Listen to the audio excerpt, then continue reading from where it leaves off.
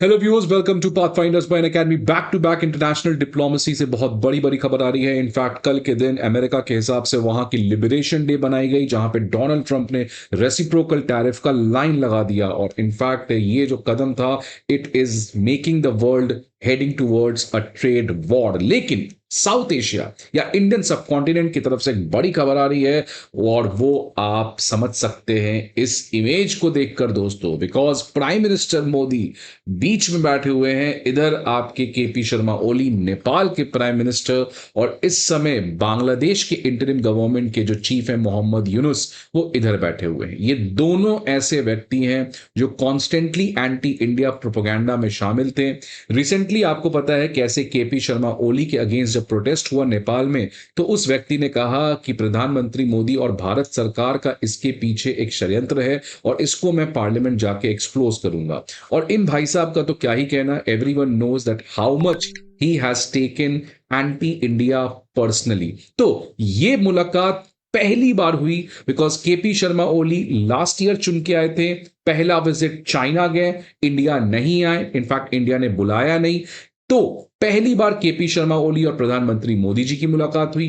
मोहम्मद यूनुस अगस्त में last year चुन के आए, पहला विजिट ऑब्वियसली इंडिया नहीं किए, इंडिया ने इंटरेस्ट नहीं शो किया, मिलना तो बेचारे चाह ही रहे थे, तो चले गए चाइना। अब पहली बार प्राइम मिनिस्टर मोदी और मोहम्मद यूनुस का मुलाकात हुआ है। आज इस सेशन में हम लोग नेपाल के बारे में बात नहीं करने जा रहे दोस्तों। I am going to talk about a much more serious issue between India and Bangladesh. तो प्रधानमंत्री मोदी का ये जो पर्टिकुलर वीक है, जहां पर वो बिम्स्टेक जाकर मोहम्मद यूनुस, केपी शर्मा ओली और तमाम उन बिम्स्टेक लीडर से मिले हैं, ये बहुत ही एक तरीके का हिस्टोरिक समिट है। और इसके बाद आपको पता है कि वो श्रीलंका जाने वाले हैं, जहां पे एकेडी जो वहां के प्रो मार्क्सिस्ट लीडर हैं, वो भी पहली बार किसी दूसरे कंट्री के प्रधानमंत्री या लीडर को होस्ट करने जा रहे हैं। तो उस पर भी हमारी काफी ज्यादा निगाहें हैं। बट आज इस सेशन में हम लोग बात करेंगे इस आप कह लीजिए बहुत ही important meet between prime minister Modi और मोहम्मद यूनुस के बीच में। तो आप देख सकते हैं कि मोहम्मद यूनुस के जो इंटरिम गवर्नमेंट का जो ट्विटर अकाउंट है, वहां पर इस इमेज को शेयर किया गया है, जहां पे ये बताया गया कि chief adviser professor Mohammad Yunus has finally met Indian prime minister. Because कई समय से मोहम्मद यूनुस ये प्रयास कर रहे थे कि कैसे प्रधानमंत्री मोदी से मिला जाए। इनफैक्ट रिसेंटली फ्रेंड्स, आपको मैंने ये भी बताया था कि जो बांग्लादेश के प्रेस सेक्रेटरी हैं, उसने कहा कि मोहम्मद यूनुस तो भारत आना चाहते थे, लेकिन भारत सरकार ने कोई पॉजिटिव रिप्लाई नहीं दिया, जिसकी वजह से उनको चाइना जाना पड़ा, वगैरह वगैरह। आज आप देख सकते हैं फाइनली इन दोनों की मुलाकात हुई है, और मुलाकात में प्रधानमंत्री मोदी जी ने क्लियर शब्दों में उस मोहम्मद यूनुस के कंट्रोवर्शियल रिमार्क के अगेंस्ट रिटेलिएट किया है। फ्रेंड्स, आपको पता है कि मोहम्मद यूनुस कुछ ऐसा कह दिए थे अपने चाइना विजिट में, जिसके बाद इंडिया में काफी ज्यादा एक एग्रेशन था, आक्रोश था मोहम्मद यूनुस के खिलाफ। बिकॉज आपको पता है कि जब वो चाइना गए थे शी जिनपिंग के सामने, उन्होंने कहा कि जो इंडिया के 7 सिस्टर्स हैं, जो 7 नॉर्थ ईस्टर्न स्टेट्स हैं, वो कंप्लीटली लैंडलॉक्ड हैं, इनकी कोई रेलेवेंस नहीं है जब तक बांग्लादेश इनको सपोर्ट ना करे। बिकॉज अगर ये किसी भी तरीके से सी में एक्सेस चाहते हैं, तो उनको बांग्लादेश का सपोर्ट लेना होगा, because Bangladesh is the only guardian of the ocean. तो जिस तरीके से मोहम्मद यूनुस ने नॉर्थ ईस्टर्न स्टेट्स के रोल को डाउन प्ले किया था, उनके इंपॉर्टेंस को खत्म करने का प्रयास किया था, और इनफैक्ट चाइना के साथ ये एक तरीके का प्लानिंग बनाने का प्रयास कर रहे थे कि कैसे नॉर्थ ईस्ट में इंसर्जेंसी और प्रॉब्लम्स को बढ़ाया जाए। उसकी वजह से इंडिया में काफी ज्यादा मोहम्मद यूनुस की क्रिटिसिज्म हुई थी। इसके अलावा भारत को आइसोलेट करने का भी प्रयास किया गया था, और मोहम्मद यूनुस ने कहा था कि नेपाल और भूटान के पास बिजली है, बांग्लादेश के पास मैन पावर है, और चाइना के पास एक्सपर्टीज है, तो चाइना बांग्लादेश आइए, हम बिजली इनसे खरीदेंगे और मिलकर बनाते हैं और दुनिया को एक्सपोर्ट करते हैं। सो मोहम्मद यूनुस की इस पर्टिकुलर बयानबाजी के बाद बहुत ज्यादा कंट्रोवर्सी मच गया।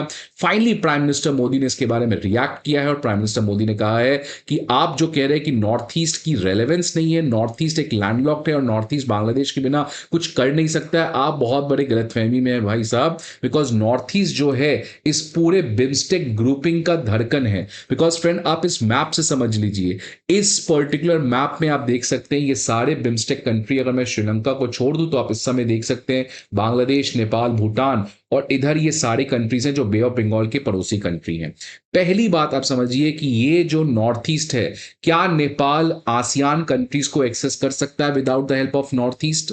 नो। क्या भूटान एक्सेस करता है? क्या बांग्लादेश यहां जा सकता है? नहीं। सो नॉर्थ ईस्ट एक ऐसा लोकेशन है जो इस बिम्स्टेक करके जो रीजनल ऑर्गेनाइजेशन है इसको इंप्लीमेंट करता है, बिकॉज बिम्स्टेक का मतलब ही है इंडियन सबकॉन्टिनेंट को आसियान के साथ जोड़ना। और इनफैक्ट ये जोड़ने का काम कौन कर रहा है? North east. इसीलिए नॉर्थ ईस्ट को जो मोहम्मद यूनुस ने डाउन प्ले करने का कोशिश किया था, प्राइम मिनिस्टर मोदी ने मोहम्मद यूनुस के सामने उनको याद दिलाया कि इस समिट में जहां पर आप आके पार्टिसिपेट कर रहे हैं, इस समिट का जो सबसे अहम हिस्सा है वो है नॉर्थ ईस्ट, और इसीलिए इस पर्टिकुलर एरिया में नॉर्थ ईस्ट की सबसे ज्यादा प्रायोरिटी होनी चाहिए। ये स्टेटमेंट जो प्राइम मिनिस्टर मोदी का नॉर्थ ईस्ट को लेके आया है, ये मिस्टर जयशंकर के स्टेटमेंट के बाद आया है, बिकॉज मिस्टर जयशंकर ने भी जब बिम्स्टेक का फॉरेन मिनिस्टर्स मीटिंग हुआ था वहां पे उसने मोहम्मद यूनुस को याद दिलाया था कि India has the longest coast line in the Bay of Bengal. तो आप ये मत सोचिए कि आप गार्जियन हैं ओशियन के। और इनफैक्ट मिस्टर जयशंकर ने कहा था कि नॉर्थ ईस्ट रीजन के बिना आप बिम्स्टेक में कोई भी कनेक्टिविटी प्रोजेक्ट को नहीं कर सकते हो, बिकॉज नेपाल, भूटान, बांग्लादेश अगर किसी भी तरीके से आप कनेक्ट करना चाहते हो आसियान को, तो only there is one option कि आप नॉर्थ ईस्ट के होके जाओ। तो ये जो पर्टिकुलर बांग्लादेश के मोहम्मद यूनुस को नॉर्थ ईस्ट को लेके अटैक किया गया है, first by Jaishankar and second by prime minister Modi, तो मोहम्मद यूनुस के लिए क्लियर कट मैसेज है कि आप नॉर्थ ईस्ट को इस तरीके से ये मत सोचो कि हल्के में भारत सरकार लेगी। अब प्राइम मिनिस्टर मोदी ने इस पर्टिकुलर बिम्स्टेक समिट के मौका को और ज्यादा अच्छे तरीके से यूज किया है, क्योंकि बिम्स्टेक में दो कंट्री ऐसे खास हैं, म्यांमार और थाईलैंड। और ये क्यों खास हैं? बिकॉज ये आसियान के कंट्रीज हैं। और आसियान क्यों खास है? बिकॉज ये इंडिया के हिसाब से इंडो पैसिफिक का धड़कन है। और इंडो पैसिफिक क्यों खास है? बिकॉज चाइना आज अपने सबसे बड़ा एग्रेशन इंडो पैसिफिक में दिखला रहा है, जिसकी वजह से उन सारे आसियान कंट्रीज का रिटेलिएशन हो रहा है। तो प्राइम मिनिस्टर मोदी ने अपने डिप्लोमेसी को यूज करके कुछ ऐसा किया आसियान कंट्री के साथ जिसको आप सुनकर जरूर इंप्रेस होंगे। उसको समझने के पहले स्टूडेंट्स, आप सभी के लिए एक बहुत ही इंपॉर्टेंट इंफॉर्मेशन कि academy IAS previous year questions, current affair magazines और प्रीलिम्स मॉक टेस्ट, ये तीनों चीज के पीडीएफ अब आपके सामने लेके आया है। ये सारे PDF it is absolutely free of cost. कहां पर मिलेंगे? इस वीडियो पे दिए गए डिस्क्रिप्शन पे लिंक मिलेगा, उस लिंक पर जाके आप इन सभी चीजों को डाउनलोड कर सकते हैं। नाउ देखिए, प्राइम मिनिस्टर मोदी ने बिम्स्टेक समिट के दौरान कहा कि जो भारत की एक्ट ईस्ट पॉलिसी है, जहां पे हम आसियान कंट्रीज के ऊपर फोकस करते हैं, ये जो हमारा फोकस है, it is focused on development and not on expansionism. हम एक्सपैंड नहीं करना चाहते हैं, हम एग्रेशन शो नहीं करना चाहते हैं। I just want to focus on the ASEAN countries कि कैसे हम मिलजुल कर डेवलप कर सके। देखिए, प्राइम मिनिस्टर मोदी ने कहा कि हमारे इस पूरे एक्ट ईस्ट पॉलिसी का जो सबसे अहम हिस्सा है वो है आसियान, और हम हमेशा आसियान के यूनिटी और आसियान की जो सेंट्रलिटी है इस पूरे इलाके में, उसको हम हमेशा से रिस्पेक्ट करते आए हैं। इसी कॉन्टेक्स्ट में भारत इंडो पैसिफिक में चाहता है कि it should be free, open, inclusive and rule based order. India wants development and not expansionism. तो देख सकते हैं किस तरीके से प्राइम मिनिस्टर मोदी ने चाइना को इनडायरेक्टली ये क्रिटिसाइज किया है कि आप ये जो साउथ ईस्ट एशिया में एग्रेशन कर रहे हैं, साउथ चाइना सी में जो एग्रेशन कर रहे हैं, इसको कॉन्स्टेंटली स्टॉप करिए। अब क्योंकि आसियान की दो कंट्री बिम्स्टेक के हिस्सा हैं, इसलिए प्राइम मिनिस्टर मोदी ने म्यांमार और थाईलैंड के ऊपर फोकस किया। म्यांमार, फ्रेंड्स, आपको पता है रिसेंट टाइम्स में एंटी चाइना प्रोटेस्ट झेल रहा है। इनफैक्ट चाइना के कंसुलेट के ऊपर रिसेंट टाइम्स में म्यांमार में अटैक भी हुआ था, बिकॉज म्यांमार के लोग परेशान है जिस तरीके से चाइना वहां पे प्रॉब्लम क्रिएट कर रहा है, कभी जनता को प्रमोट करता है, कभी एथनिक आर्म ऑर्गेनाइजेशंस को प्रमोट करता है। This is why people is fed up with China and they want China to get out of Myanmar, और इसी की वजह से अटैक हुआ था। दूसरा कंट्री, फ्रेंड्स, जो बहुत ज्यादा इंपॉर्टेंट है आसियान में, वो है थाईलैंड, बिकॉज ऑलरेडी आपको पता है कि इस लास्ट ईयर मलेशिया के प्राइम मिनिस्टर इंडिया आए थे, स्ट्रेटेजिक पार्टनरशिप हुआ। इंडोनेशिया के प्रेसिडेंट इस साल रिपब्लिक डे में आए थे, रिलेशनशिप को अपग्रेड किया गया। फिलीपींस और इंडिया के बीच में सबसे ज्यादा डिफेंस डील हो रहा है, ब्रह्मोस हमने बेचा।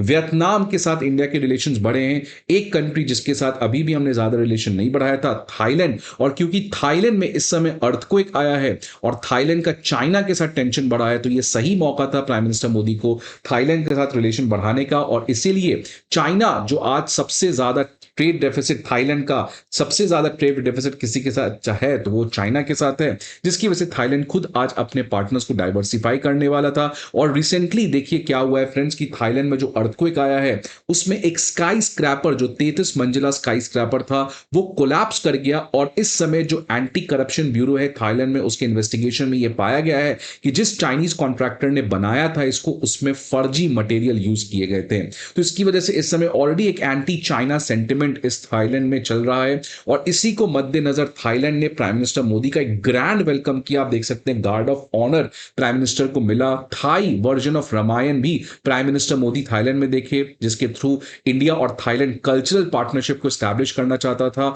और ये सबसे इंपॉर्टेंट आउटकम निकल के आया, जहां पे फ्रेंड्स इंडिया थाईलैंड ने अपने रिलेशनशिप को स्ट्रेटेजिक पार्टनरशिप में अपग्रेड किया, विच मींस आने वाले समय में दोनों कंट्री के डिफेंस पार्टनरशिप में काफी ज्यादा स्ट्रांग देखने को मिलेगा। अब सबसे इंपॉर्टेंट एक और चीज जिसके ऊपर प्रोबेबली प्राइम मिनिस्टर मोदी बातचीत करके कुछ इसका आउटकम निकालेंगे वो है थाईलैंड जो एक न्यू ट्रेड लेन बनाना चाहता है। फ्रेंड्स अगर आपको इस समय इस पर्टिकुलर एरिया पैसिफिक से अगर आपको इधर इंडियन ओशन तरफ जाना है तो एक जो सबसे कॉमन रूट है वो है आपका स्ट्रेट ऑफ मलक्का। इसके अलावा एक आपको है इधर सुंडा स्ट्रेट जो इंडोनेशिया के थ्रू जा सकते हो।